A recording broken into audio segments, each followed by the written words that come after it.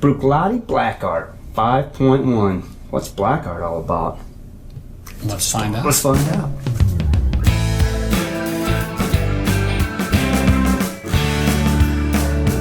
What's up, guys? Hey guys, Hey, it everybody. is Scotch for Dummies. 4 guys in the Scotch journey to help you with your next Scotch purchase, and if you're lucky, it might be this one. It's a pretty salty one. It's salty. But it's complete. But it looks They dark. say. yeah, it's Yeah, a look pretty at cool it. box. The color is complete. really, it's really like, clear. It's like a black milkshake. You can't So even see through it. Bruichladdich.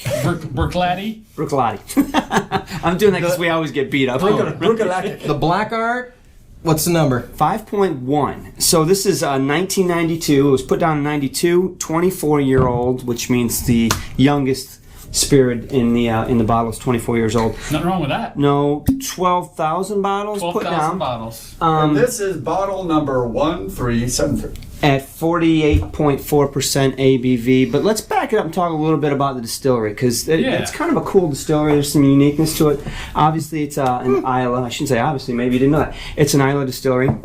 But Right on it's the edge. I know too, you're- right of Islay. yeah, but it's different I'm in the down fact there, that it brother. actually produces a non-peated whiskey.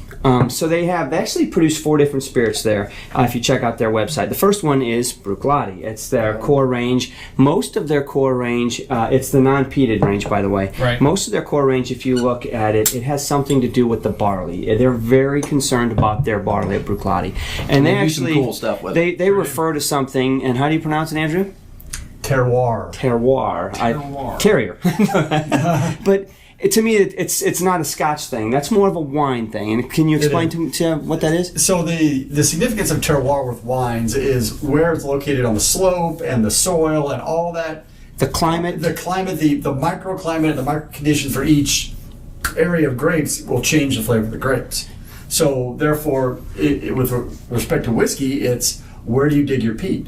It's where do you grow your grain? Yeah, What is the type of grain Well, you're for using? them, it's It's the mostly the barley. Yeah. It's the barley. Very And concerned. I mean, I think that we've tried enough of them that we can say that there is something to it. Yeah. You know what I mean? Where you grow it, Oh, yeah. the type of barley that you have, and they know that too. Protein you know? content. Yeah, I mean, you get a lot of different variations. I mean, how much alcohol it makes with that particular Yep. strain, and and how good the yield was this year, and Exactly. there's a lot of things that go into it. So, flavor profile, all that. but unlike grapes, it's more difficult with barley because, I mean, that could be leftover barley from last year's harvest that just got mixed in with this year's harvest. So it's a little bit tougher to, unless you're sourcing and Logistically you're challenged, keeping right. it really... Well, they plot. They've got their plots numbered. It's a science to them. They take it serious. But the other ranges they have is their Port Charlotte range, which is their peated range. yeah, sure. Okay, and then they have their heavily peated or super peated whiskey, which is the Octomore.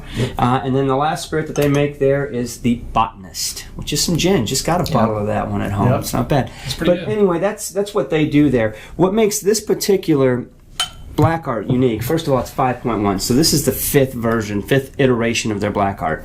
Actually, as of today, 6.1 is out and on the shelves too. But 5.1, what made it different than the others, other than just being one more than 4, is that it was the first crack at a Black Art that the newest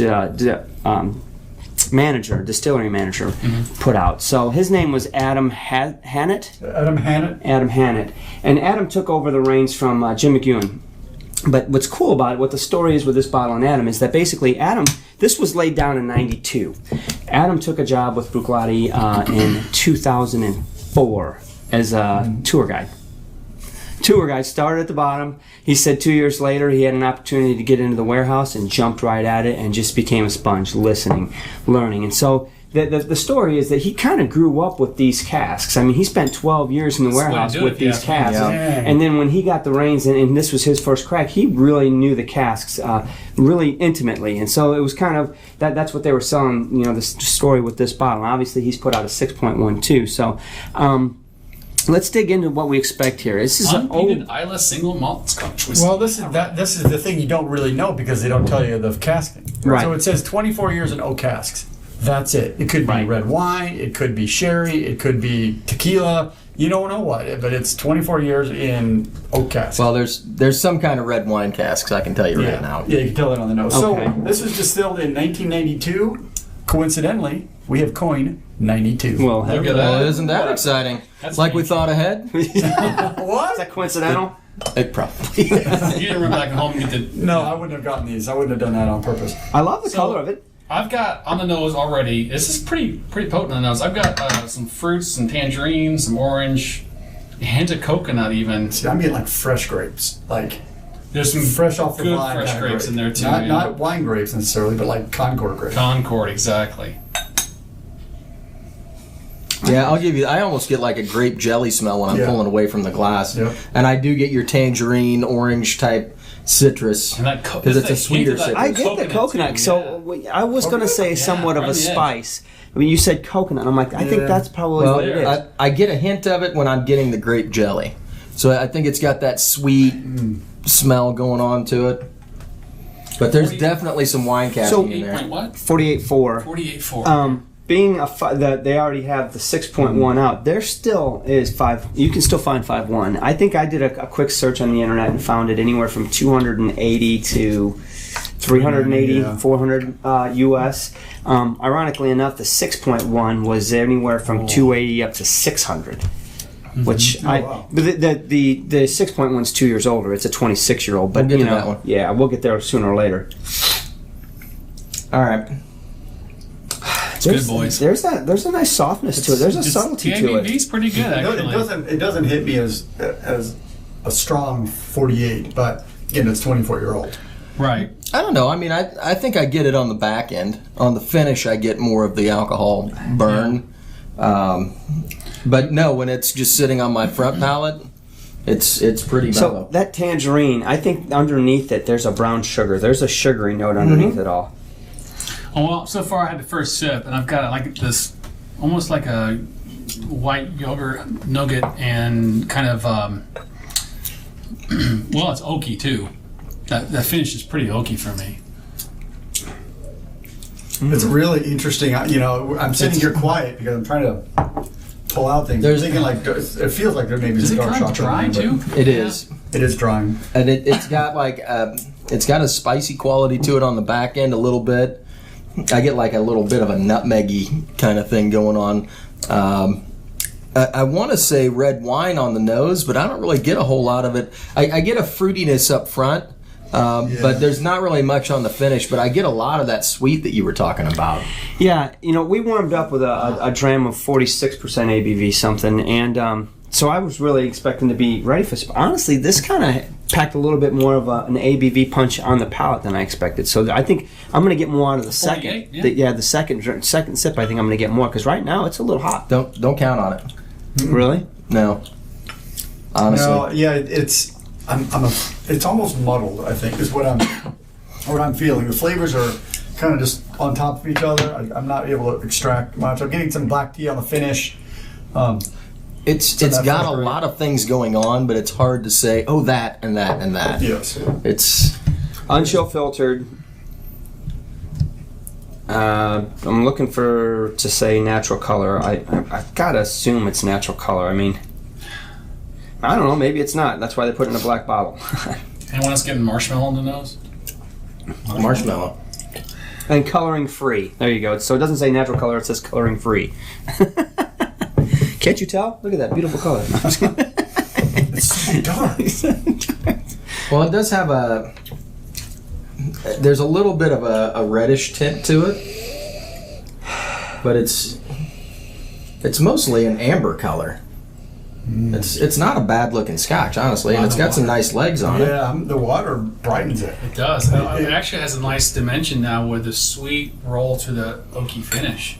It's kind of Honestly- I'm getting more sweet sherry on it now. So we've talked a lot about the difference between PX and Oloroso, Caramel? right? And To me, it smells like a really tangy Oloroso Yeah. influence. Not the deep, dark dungeony library with old leather, but it's got a little bit of that molasses. Oloroso funk, but it's more tangy, it's more bright. yeah.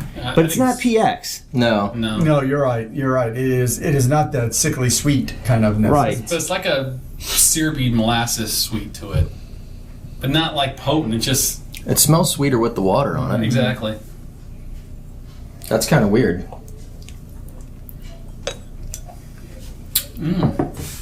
I think it starts sweeter too. Mm-hmm. rolls into black tea. Definitely there's black tea all over that. I got some And some dark bitter chocolate going on. There's some bitterness in it. Yeah, sure. I got some apple up front now. Really? You've got water on it, right? Yeah, just a little bit. Wow. So we started out with grapes and I think it's like a green apple, so I think that's where that grape is coming from. But it's interesting. It is interesting. I don't know that I would even hazard a guess as to what they put this in cask wise. it says oak cask. There is some sort of. It does say Well, okay. It could be plastic buckets for all you know. But if let's think about it, guys. Let's just take some guess at casks and say that the casks that they used were big casks, port pipes or whatnot. So those are what 600 bottles of cask. Is that what you can? Yeah. Just a gut number, right? Sure. So 600 per cask, and they're producing 12,000 bottles. That tells us kind of how many casks they had to mix into this vat, right? Math is hard, so you figure it out. But I'm sure they have hogsheads on here and other weird. I mean, with that many casks, it's hard to really pull out exactly what you know what I mean? Yep. To say, there's definitely some Oloroso casks, and there's some, European oak in there. I would hope that we could pick out at least like there's a red wine cask. Yeah, oh yeah. You can't tell if it's a cab or whatever, but you know that there's some red wine influence, and I think that there is in this a little bit. And you've picked out a little bit of a sherry, but Sure. I can't definitively sit here and say, it's definitely got. I mean, it's. And to your point, I think it is just a little bit muddled. Like it's a good dram, but I think the harder you think about it, the more it kind of slips through your fingers. Mm-hmm. Well, the spiciness that you've said at the end, the nutmeg, would you say that might be a European oak, or? And it's almost $350 a bottle. I don't know. Maybe. I think it's more than that. Well, 200. I priced it. It's up there, and I can get some brighter scotches for that. More. Yeah. It's a fun, challenging glass right now. It is complex. There's a depth to it that I'm not able to get through tonight. I think that maybe it's the age, something to it that it's got a lot of body to it. It's got a lot of flavors in there, and I'm having trouble tonight picking them out.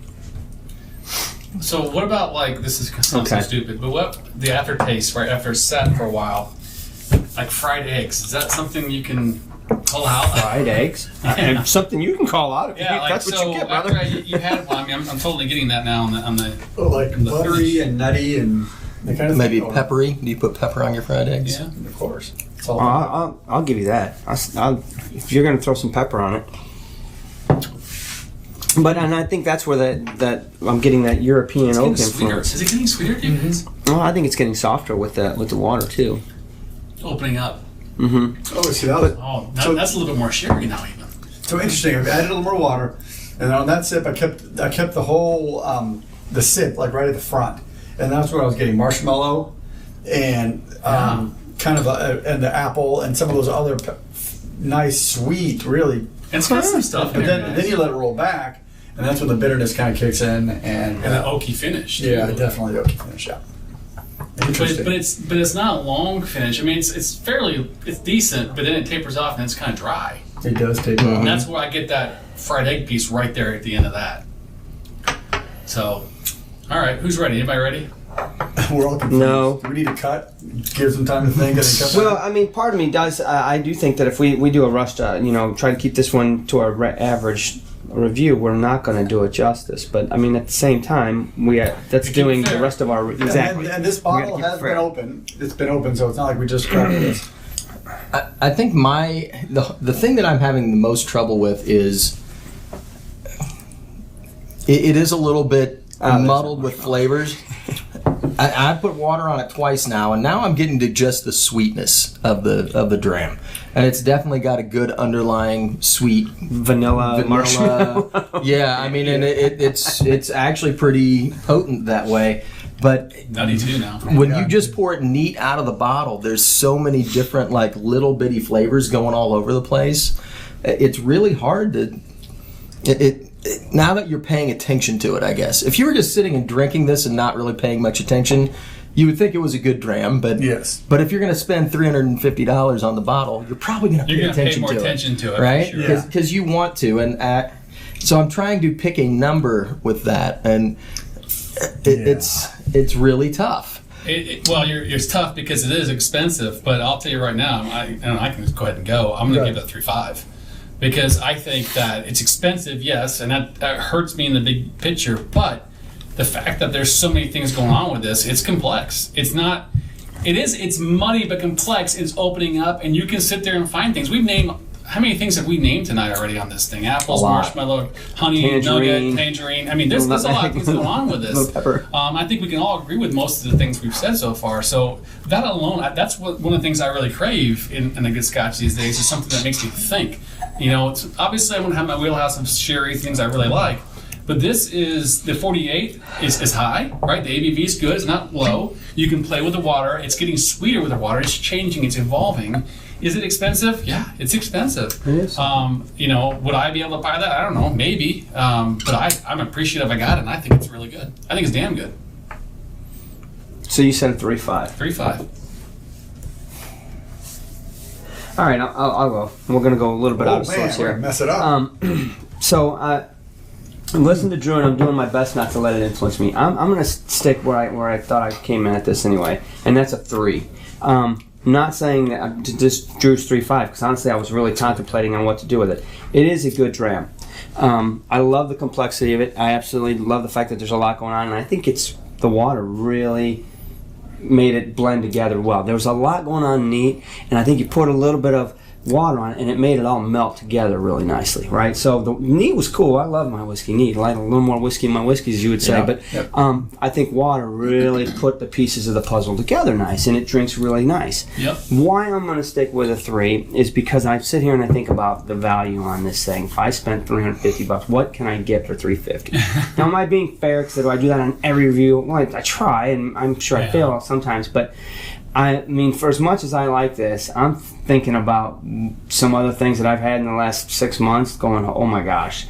So I'm gonna stick with a 3. I think it's great. I think it's a little pricey, but it is one of their unique bottlings. It's a limited release, and I get all that. And I love the distillery. I like what's going on in it, but I'm gonna stick at a 3. I really am. The flavors, you guys got them all. You nailed them. Honestly, the water brought out the vanilla and that marshmallow. Man, you put that in my head. It was stuck there.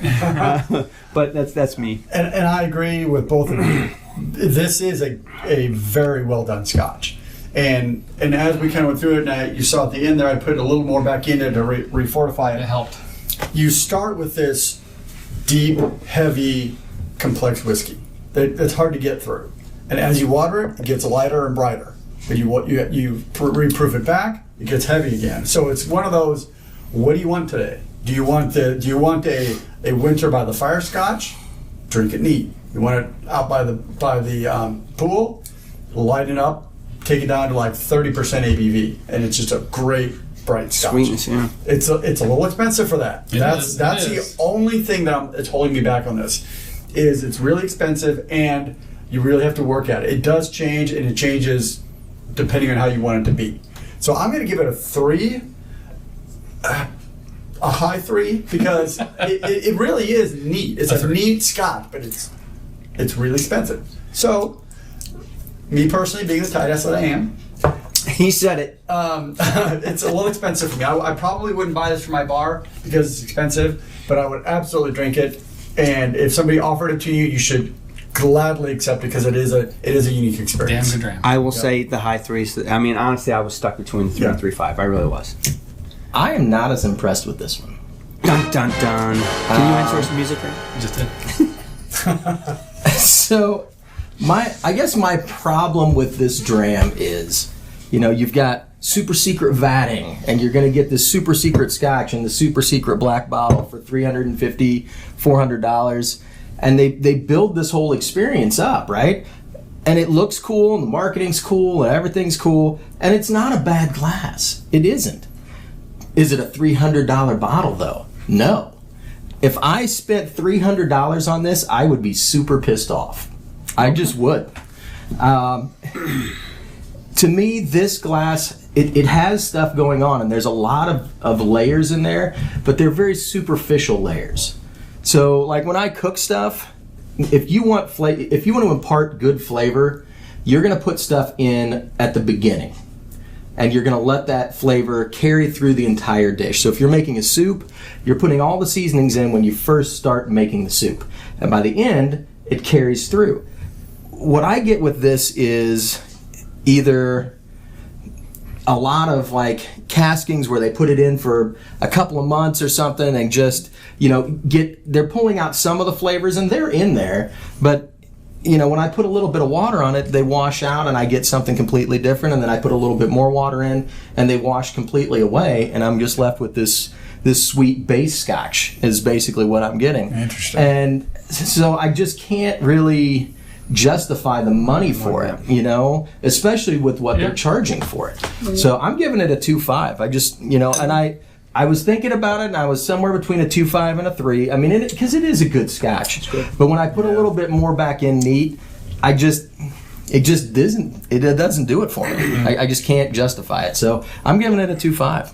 I almost feel like you were knocking it for being an NAS, and it's not. I mean, they could easily do that, and that's what justifies the price is when they say that it's a 24-year-old. I mean, they're transparent about that part of it, and I'm fine with that. That's the youngest, and they're also transparent about it's being finished in different casks. Yeah, it's not aging for 24 years in these casks necessarily. Yeah. Right. I think at the end of the day, we all think it's delicious. We all knocked it for the price. We just all like it a little better than others. Of course. Yeah, that's fair. So that I can tell you this, we're going to kill it. It's a damn good drink. 3.52, it's 3.0. It's a 3.0. 3.0. Math all right. is there easy. it is. Math is easy Guys, tonight. please hit the subscribe button, the like button, and the notification. We love the bell. The bell. The bell. Why is that important? Because they need to know when we go live on Thursday nights at 10 p.m. Eastern. That's Or right. you can catch the podcast. Or you can catch the podcast. Which is available everywhere. Spotify, iTunes, all the podcasts. Hey, See you guys. cheers. Cheers. Sláinte, guys. Good.